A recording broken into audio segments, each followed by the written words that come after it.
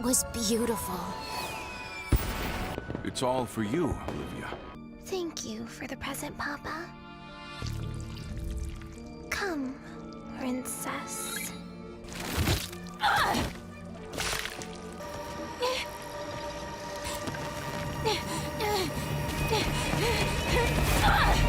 That is Knights of Guinevere. All of these fairy tales that we are sold in our childhood, made to believe what we should be, what we should feel, how we should look, turned on its head where we can see the dark seduction underneath. The ill psychological effects that these fairy tales possibly might have on us. So let's dive right in to Knights of Guinevere and the dark psychological effects that fairy tales may have. Security! It's okay, Papa. They'll bring her back. And when they do, I'll fix her again. And I think that that's what we are often sold, that if we're not doing things the way that society should, if we're not fitting into that mold, that we should have to fix ourselves, that it's not okay to not be perfect, to not toe the line of whatever our culture tells us what is appropriate. And I think that they really throw a lot of daggers towards everything that's Disney and Disney-esque. Not Disney per se, but also just that corporate machine, that machine of beauty, that how much of our society is fed off us not feeling good enough, not feeling beautiful enough. How many corporations, how much of our economy would fall if we really loved ourselves for exactly who we were, that we found beauty on the inside instead of having to constantly put on for the outside. And no one ever heeded the princess's prayers for rescue. Will she ever escape?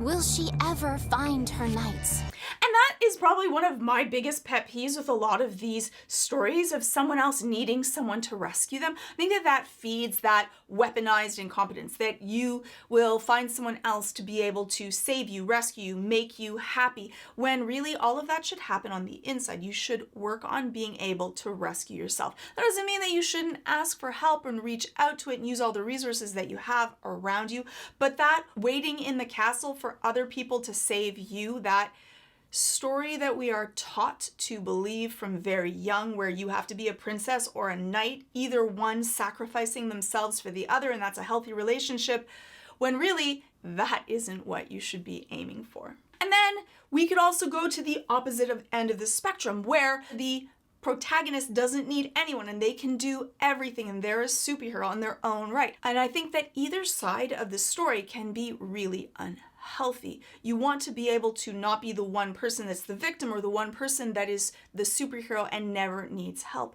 Either side, sometimes you need to merge a little bit in the middle, where sometimes you might need help. You need to be able to reflect, see who you are, see it honestly, fix the things that you can, and reach out for help for the ones you don't. But I think that this story specifically is about those age-old story being told to us about the princess and being fed all of these Disney-esque things where we are constantly sold these commodities that we have to buy into, and how it becomes a machine itself, and how that machine can look all pretty, the facade of it on the outside, and we're sold a feeling, an emotion, but underneath it can be really malignant and damaging. So I'm gonna freeze some of the first pieces of the show because I think that they tell us so much more, and I think that a lot of people might have missed it. But here we have a picture of Guinevere, and on it, it goes through starting to pick her apart, how she's not perfect enough as she is. And it goes, this point feels too violent. Let's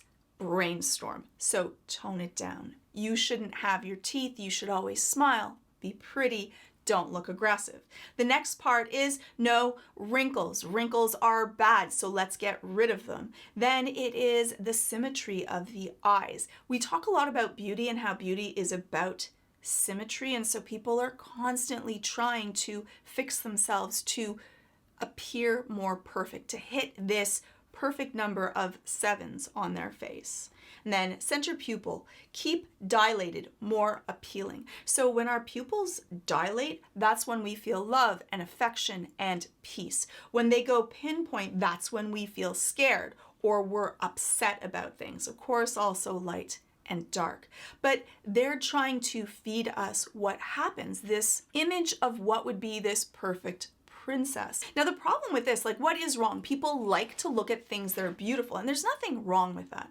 But the problem is that if we're constantly being fed that we're not good enough as we are, and we take a look at all of these photoshopped images or actresses and models who already look perfect and then still are photoshopping, still are trying to make themselves look more beautiful, I see so many more men and women who are unhappy with how they look, that are going through eating disorders, that are constantly trying to fix, change their face, have surgeries, get Botox, do all of these things to try to appear more youthful and more levels of perfection. And that is really bad for our self-esteem, because if you constantly have to do that, if everything you have of your self-esteem is riding on your looks fade, they're not forever. And really, some people are really lucky with the shell that they were given, that genetic lottery, and some people aren't. And truly, our beauty is on the inside, on who we are, how we treat people, how we feel about that. So many companies they make money off of us not feeling as good as we are in our own skin. And then you see this image of all the beauty that's on the outside, but all of the damage that's on the inside. And I think that that's a lot of cases, that you look at people and they look like everything's okay, but you really don't know what they're carrying on the inside. And that's the thing with trauma, and why I think people don't really respect trauma that other people have gone through, because you don't see it, you can't understand. And so that's why I always try to let people know that you shouldn't judge people really quickly, because you really don't know what they might have gone through. That doesn't mean that that gives them a buy on treating people with kindness and respect, but I do think that some empathy and some thought and some care can go a long way, because you never really know. And also, the people that look the most perfect, usually they're looking perfect so that they're not judged, because they're so fearful that if you didn't see that perfection, you might look on the inside and it isn't perfect.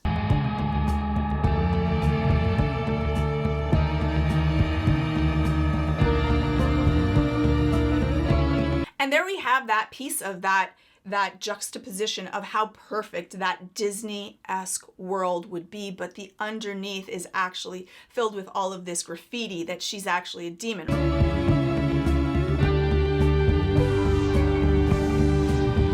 And how the corporate machine tries to purify their image. That you hear all of these stories about how if anything horrible happens at Disney, they try to hide it away so that none of the image that they portray can be ruined, can be sullied by horrible things happening. And there's nothing wrong with buying into a fantasy, of giving yourself a step away from reality and being able to enjoy things. I think that that is lovely and can be completely fun. You can completely enjoy your princes and princesses and unicorns and dinosaurs, and that is healthy and well. But I think that this is really about the machine. What happens to the corporate machine when it gets too big and it starts to take over everything else. We keep on getting this look at what the princess is like to everyone else, but what is the truth? When I deal with a lot of people that look perfect, or it seems like they have this wonderful world because they're popular or they're rich or they're famous or they're exceptionally successful, but they're going through pain and trauma, they often feel guilty for having it, because they shouldn't, because everyone tells them. No one really understands what it's like to be able to go through difficult things when everyone's saying you're so very lucky. And I think that a lot of people actually, when they see someone that's doing so well, they enjoy having them knocked off of that pedestal to be like everyone else. But it can also be really, really lonely when you're at the top. It can be really lonely when you're looked at for your beauty or for your success and you don't really know what's real. You don't know who are your friends that are actually your friends versus who are the people that are only there because you're beautiful or because you're famous or because you're successful and are just feeding off of that. Even if you're beautiful, you're successful, you have all of this money, that need to be validated for who you are on the inside is so very deep. It is innate to all of humanity.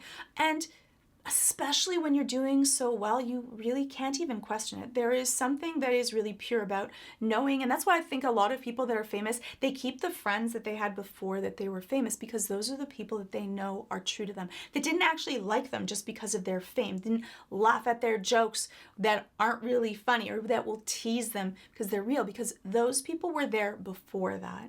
And it is something that we all want. We want to be validated for who we are as a person, not just what we can offer to others. we should have a certain amount of empathy to all of these people that are child actors, child stars, people that are successful at something that they do that then suddenly just become this commodity to be used, siphoned off of, fed off of, and then thrown away and discarded. It's more than just the machine. And for a lot of people, they want to be this person and they don't really understand how lonely and isolating that it can be.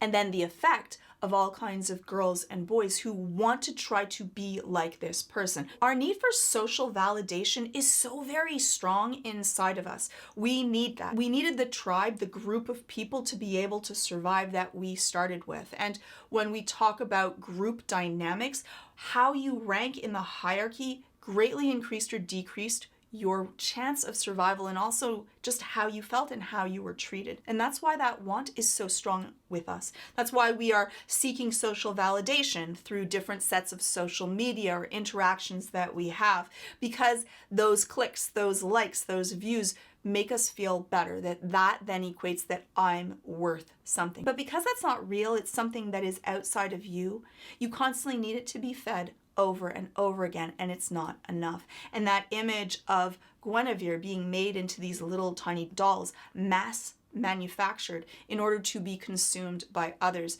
I think is how a lot of people feel. Not just people that are rich or famous or successful, but just people day to day, that the people around them are just feeding off of their energy but don't actually care for them for who they are. And that can be exhausting, especially for those people who are caretakers, who enjoy caring and giving for others. But that also means that you could be taken advantage for the same reasons.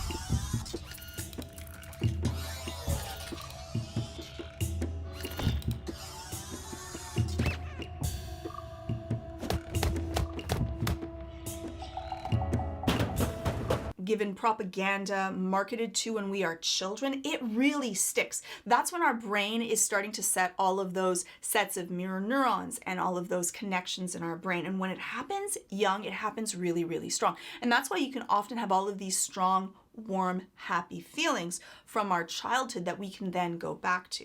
Now, the problem with it is that we can then become really easily marketed to, especially for things like child soldiers or learning of hatred or different things. And that's why people are now really careful about how do you market to children, if that's allowed or if it isn't allowed. In many parts of the world, you're actually not allowed to market things to kids because we know that young children are highly impressionable and need to be protected from these things because of that, because these things can stick. Now again, does that mean that these things are all horrible and you have to throw away all of your childhood things or not have your kids see any types of social media or that? No, but you should be careful. What are the things that you consume and how do you interact with the world? It's so funny because I'm thinking about just doing the video and like, oh, we should put some clips of Disney in there. And I'm like, oh no, that video will be thrown out right away. I'll get like 100,000 copyright strikes, which is kind of ironic to the theme of this show. But you can let me know your thoughts on the Knights of Guinevere in the comments below and whether I should have put those Disney parts in just to prove a point or not. A lot of times people come to me asking, what can they do to expand their mind? What can they do to learn a new skill? Brilliant.org offers classes where you can learn new skills in the comfort of your own home. The wonderful thing about learning something new is that it's really good for your brain. But not only is it good for your brain, but it makes you feel good. It stops you from feeling stuck because you have a new set of skills to look at and conquer the world with. Brilliant makes college level courses. Now, just because they're college level doesn't mean that they're difficult though, because you can cut down or ramp up these courses as you want. Each course is designed for high velocity learning. It helps you stay focused and reach your goals as quick as you wish. And Brilliant.org makes learning like a game, so it's much more fun. And when learning is fun, it sticks better and it's more enjoyable along the way. And the features that make it fun is you can challenge yourself, but you can also compete with others if you want, so it doesn't get boring, and it makes it more engaging.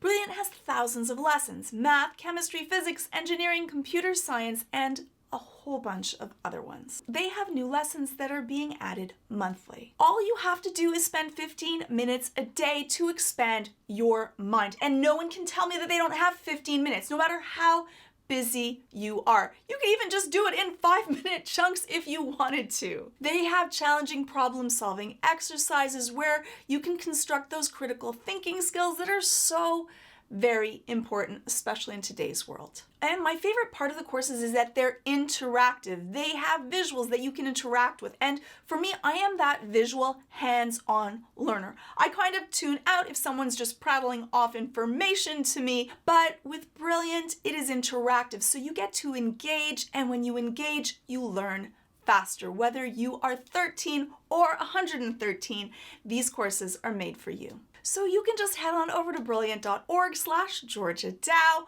or click on the link, or of course, scan the QR code if you so wish to get 20% off of an annual premium subscription for unlimited daily access to everything that Brilliant has to offer. So just click on the button on the screen or head on over to brilliant.org/GeorgiaDow. This really does help out my channel, so thank you so much to you and Brilliant for sponsoring this video.